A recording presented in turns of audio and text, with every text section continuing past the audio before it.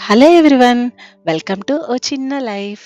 ఇప్పుడైతే గనక మేము భద్రాచలం రీచ్ అయ్యాము. టైం వచ్చేసి మార్నింగ్ 11:30 అయ్యింది. నేను ఈ వీడియోలో వచ్చేసి ఎక్కడ స్టే చేశాము, ఎంత కాస్ట్ పడింది, మనము ఈ హోటల్ నుంచి టెంపుల్కి ఎంత దూరం ఉంటుంది, ఇంకా అక్కడ నుంచి ఏమేం ప్లేసెస్ చూసాము అన్నది నేను క్లియర్గా మీకు ఎక్స్ప్లెయిన్ చేస్తాను. మేమొచ్చేసి హరిత హోటల్‌లో స్టే చేశాము. ఎందుకు హరిత హోటలే సెలెక్ట్ చేసుకున్నాము అంటే, మెయిన్ యాస్ ఎ మిడిల్ క్లాస్‌గా ఆలోచించేది సెక్యూరిటీ అండ్ బడ్జెట్ ఫ్రెండ్లీగా ఉందా లేదా అని.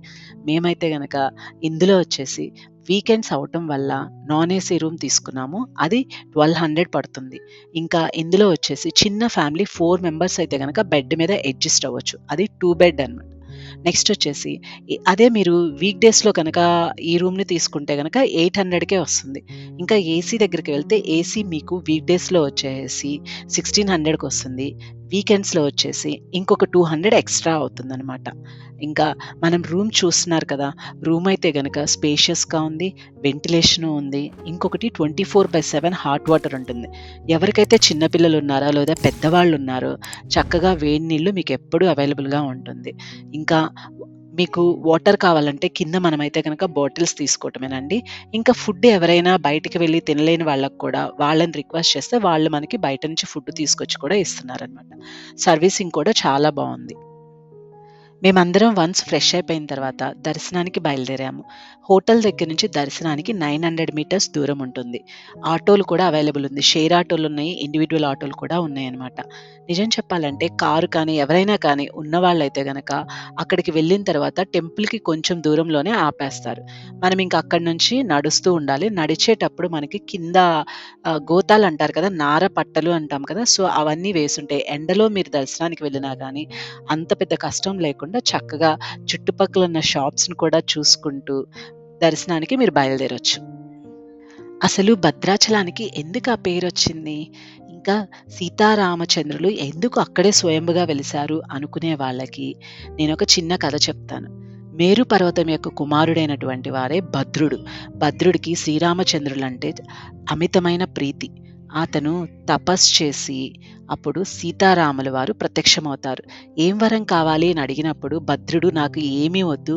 నేనెప్పుడు మీ పాదసేవ చేసుకోవాలి అని చెప్పి మీరెప్పుడూ నా తల మీద ఉండాలి అని అంటే, అప్పుడు సీతా రామచంద్రులు తమ్ముడు లక్ష్మణుడితో కలిసి భద్రాచలంలో అతను ఆ తల మీద అంటే భద్రుడు అనే పర్వతం మీద స్వయంభుగా వెలిసారు. గుడి లోపలికైతే గనక మొబైల్స్ ఏమి ఎంటర్ చేయట్లేదండి. మనము గుడి మెట్ల దగ్గరే మొబైల్‌ని అక్కడ కౌంటర్స్ ఉంటాయి. మనం వాటిలో మొబైల్‌ని ఇచ్చేసేయాలి. దాని తర్వాత ఎవరైతే నడవలేని వాళ్ళుంటారో వాళ్ళకైతే గనక లిఫ్ట్ సౌకర్యం కూడా ఉంది. నడిచేవాళ్ళు మెట్లు మార్గాన కూడా పైకి వెళ్ళొచ్చు. మనం పైకి వెళ్ళిన వెంటనే ఇప్పుడు సమ్మర్ అవ్వటం వల్ల మజ్జిగ అయితే గనక చాలా బావుంటాయండి. ఫ్రీగా అందరికీ సర్వీస్ చేస్తున్నారు. చక్కగా మజ్జిగ తాగేసి సెపరేట్ టికెట్లు ఉన్నాయి లేదా సర్వదర్శనం టికెట్లు ఉన్నాయండి. అందరం కనుక దర్శనంలోకి వెళ్తే ఇంచుమించు తక్కువ టైంలోనే దర్శనం అవుతుంది. వన్స్ మనం దర్శనం అయిన తర్వాత మెట్లు మార్గంగా కిందకొస్తాము. అదే వచ్చేసి ప్రసాదాల విక్రయశాల అంటారు. అక్కడికొచ్చేసాక అందరూ ప్రసాదాలు కొనుక్కుంటూ ఉంటారు. ఇక్కడ కూడా మజ్జిగ అందరూ బాటిల్స్‌తో అమ్ముతూ ఉంటారండి. ఒక బాటిల్ వచ్చేసి రూ. 20. అవసరమైన వాళ్ళు కొనుక్కుంటారు. లేదంటే లేదు. అక్కడ ప్రసాదాలు తీసుకొని చక్కగా దేవుడి దర్శనం చేసుకొని అక్కడి నుంచి మేము ఇంకా హోటల్‌కి బయలుదేరాము. మాకైతే గనక అరగంటలో దర్శనం అయిపోయింది. దాని తర్వాత మేము భోజనం చేసుకొని హోటల్‌కి వెళ్ళాము. హోటల్‌కి వెళ్లి 1 అవర్ రెస్ట్ తీసుకున్న తర్వాత సాయంకాలం 5కి మేము పర్ణశాలకి బయలుదేరాము. మేమున్న హరిత హోటల్ నుంచి పర్ణశాలకొచ్చేసి 35 కిలోమీటర్స్.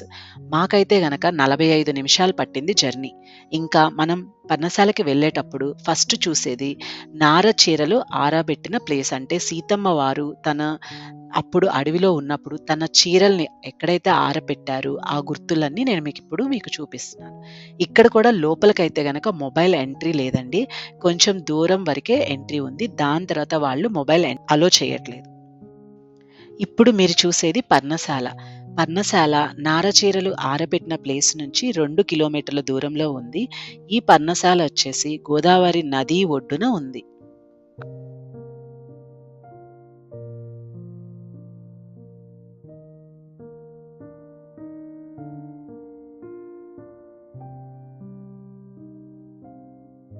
ఇక్కడ సీతారామ ప్రభువుల దర్శనం చేసుకొని మేమైతే బయటికొచ్చాము. బయటికొచ్చిన వెంటనే మీకు కనిపిచ్చేది లెఫ్ట్ సైడ్‌గా మీ ఎడమ భాగంలో కనిపించేది గోదావరి నది. ఈ గోదావరి నదిలో కూడా చిన్న చిన్న బోట్లు అంటే పడవలు వెళ్తూ ఉంటాయి. మనం కూడా వెళ్ళాలనుకుంటే గనక ఈచ్ పర్సన్‌కొచ్చేసి ₹60 వాళ్ళు చార్జ్ చేస్తారు. మళ్ళీ లైఫ్ జాకెట్స్ కూడా అక్కడుంటుంది. తప్పకుండా వేసుకోండి అందరూ.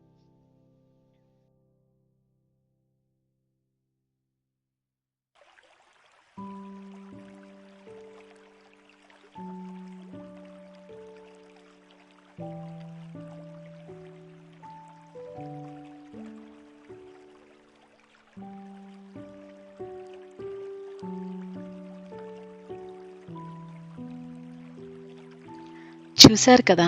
భద్రాచలం ఒకరోజు యాత్ర ఎలా జరిగింది అన్నది. ఈ వీడియో అయితే ఎంతో కొంతమందికైనా ఏదో ఒక రకంగా ఇన్ఫర్మేటివ్‌గా ఉంటుందని చెప్పేసి నేను అనుకుంటున్నాను. ప్రస్తుతానికి ఈ వీడియో మీకు నచ్చినట్లయితే please like, share, comment and subscribe to my channel. Thank you so much for watching it.